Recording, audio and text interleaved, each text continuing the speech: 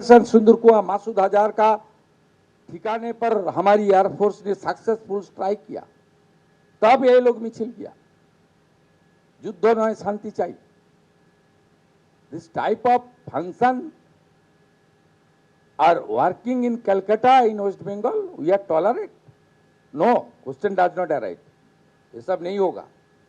चलिए साहब, आइए 28 तारीख रक्षाबंधन का दिन है। इस बार पश्चिम बंगाल सरकार देश प्रेम का बंधन डिक्लेयर किया है। वो लोग तो आधा वंदे मातरम के लिए ठीक है, वो लोग पूरे के लिए उन लोग का दिक्कत है, लेकिन पूरा तो गाना पड़ेगा। अभी तो मद्रासा में भी वंदे मातरम गाना पड़ता है। This is a true patriotic government, no compromise with राष्ट्रवाद एंड देश प्रेम।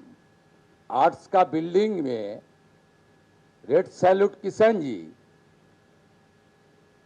ये सब नहीं चलेगा। मेरा पास सब डॉक्यूमेंट है। I will take appropriate action. मुझे राष्ट्रभक्त नागरिक ने मुख्यमंत्री बनाया, वो लोग ने मुख्यमंत्री नहीं बनाया। আর এই হুঁশিয়ারির পর পোস্ট করেছেন রাজ্যের মুখ্যমন্ত্রী, যেখানে তিনি লিখছেন সিএমওর কাছে যাদবপুরের ছাত্রদের একাংশের অভিযোগ এসেছে, যেখানে দেশ বিরোধী আপত্তিকর গ্রাফিটির ছবি দিয়ে এই অভিযোগগুলো এসেছে। আর্টসের বয়েজ হস্টেলের মধ্যে মিলেছে নানান আপত্তিকর ছবি। ক্যাম্পাসে এইভাবে দেশ বিরোধী কাজ চলতে দেওয়া যাবে না। ভিডিও পোস্ট করে যাদবপুর নিয়ে কড়া বার্তা দিয়েছেন রাজ্যের মুখ্যমন্ত্রী। দেখতে পাচ্ছেন মুখ্যমন্ত্রী শুভেন্দু অধিকারীর পোস্ট করা সেই ভিডিও। এর পাশাপাশি তিনি সোশ্যাল মিডিয়া হ্যান্ডেলে এও লিখছেন, উপাচার্য উচ্চশিক্ষা দপ্তরকে অবিলম্বে তদন্ত করতে বলা হয়েছে। দেশ বিরোধী কার্যকলাপে জিরো টলারেন্সের কথা জানিয়ে পোস্ট করেছেন রাজ্যের মুখ্যমন্ত্রী।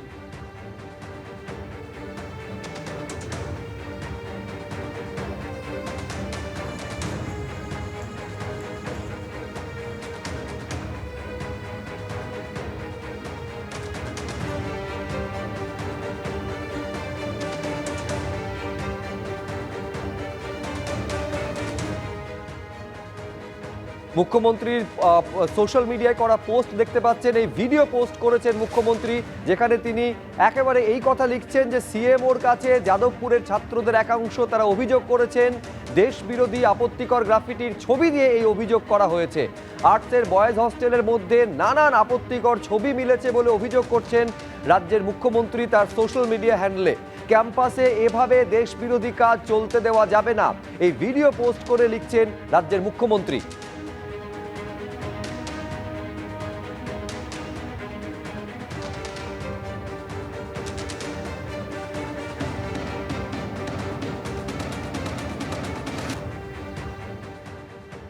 ন্যারেটিভগুলো আগেরবারও ছড়ানোর চেষ্টা করেছিলেন, কিন্তু ওগুলো ধোপে টেকেনি। কারণ আমি মাওয়িস্ট রাজনীতিকে সমর্থন করতে পারি, দ্যাট ডাজেন্ট ইমপ্লাই আমি তার মেম্বার। তো এটাকে উনি প্রজেক্ট করে কি বলতে চেয়েছেন সেটা উনি ভালো বলতে পারবেন। এবং ফ্রি প্যালেস্টাইন আশা করি এটা নিয়ে আলাদা করে বলার কিছু নেই, কারণ আমাদের ভারতের যে বিদেশ নীতি এত বছর ধরে ছিল, অন্তত বিজেপি আসার 2014-তে আসার আগে অবধি, এমনকি আগের যে প্রধানমন্ত্রী ছিলেন অটল বিহারী বাজপেয়ী, তিনি নিজেও ফিলিস্তিনের পক্ষে সওয়াল করেছেন। আমরা দেশপ্রেমিক, আমরা রাষ্ট্রবাদী নই আরএসএস এর মতো। এবিপি আনন্দ এগিয়ে থাকে, এগিয়ে রাখে।